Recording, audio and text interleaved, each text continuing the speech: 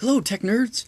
I'm kind of disappointed because when you see me on this video, you can't see my shirt very well, but it's a nice Marvel superhero shirt.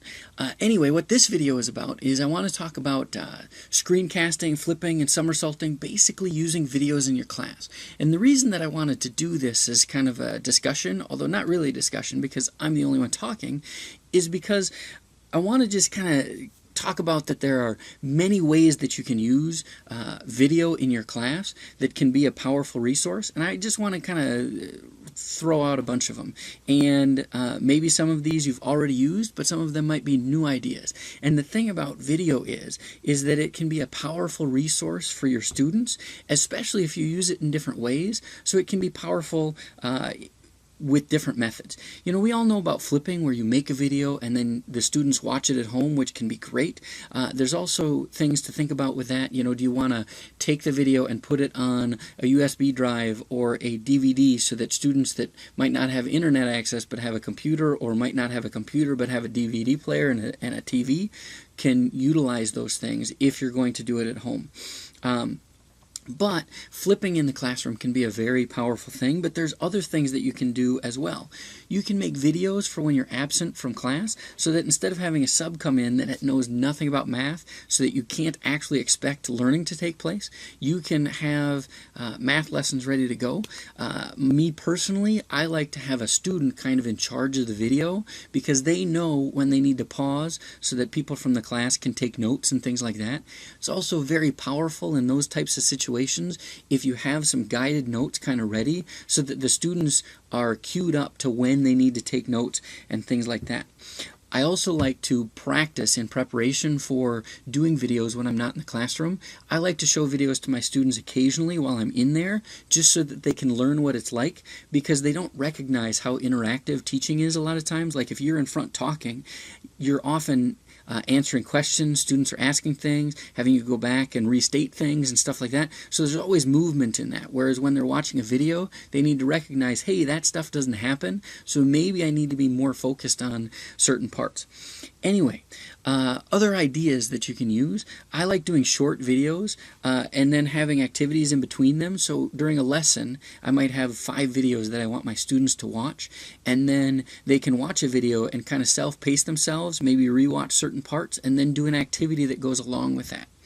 One of my favorite ways of doing that is when I was teaching geometry and I had my students find the orthocenter and the altitude and the centroid and the median. I had a video for each one of those, and then my students worked through and they created their own triangles with examples of orthocenter, altitude, and centroid and median, and so on and so forth. Another thing I loved about that is I recorded my doc cam. So if you have a doc cam, I highly suggest using it occasionally, but I recorded my doc cam, and then my students could see me writing, so they got that visual feel of me actually writing it down as well, which is really cool.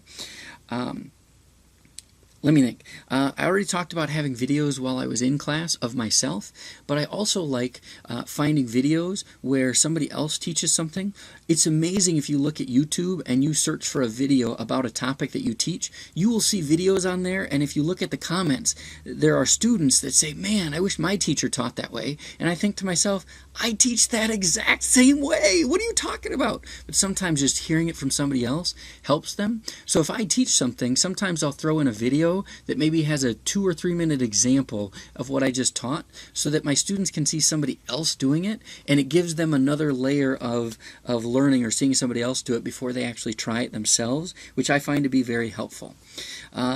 Finding ways to use Edpuzzle or forms so that you can have questions that go along with your videos, I think is very important. It can be, you don't have to do it every time, but occasionally it's a good way to do that. If you wanted to make a longer video, I talked about making shorter videos with activities. You could make a longer video and then just in Edpuzzle have stopping points where instead of asking quiz questions, you put just comments in there, and those comments were saying, here's the activity that you need to do now, or something like that that you could do. Let's see. I have notes down here. That's why I'm kind of looking. And the other thing, side note, when you're on a video, it's much harder to cut and paste. When I'm just doing a screen capture, I can cut things out sometimes. But with this, it's hard to do because if I make a mistake, you see me, and then if I chop it off, you see this weird changing of my face. Anyway, I encourage you to find ways to have students make videos.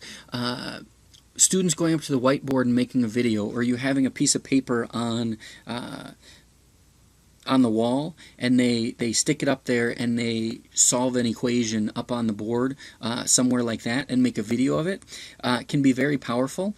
I've actually recently seen some research that says when students get up and actually stand and work out a problem in much bigger writing, it actually works better for them in remembering it if they do something like that. So it's kind of, it's helpful to them.